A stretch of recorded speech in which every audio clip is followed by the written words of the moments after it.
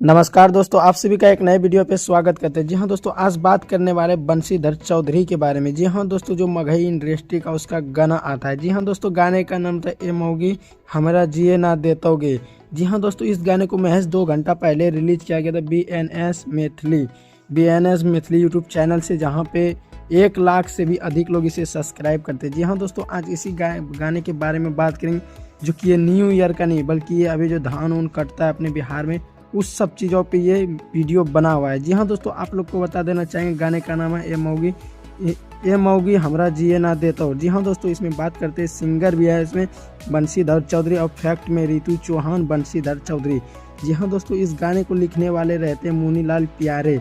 इसमें म्यूजिक देते हैं डीजे ओम झा शंकर देते हैं, और डायरेक्ट कौन किए हैं ये तो आप लोग जानते ही होंगे।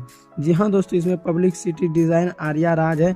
और आप लोग को बता देना चाहेंगे, एक गाना को महज 2 घंटा पहले रिलीज किया गया है BNS मैथिली से। जी हाँ दोस्तों, इस पर 2 घंटा में 6000 से अधिक लोग इसे वॉच कर चुके हैं, 780 लाइक और 50 कमेंट आ चुके हैं।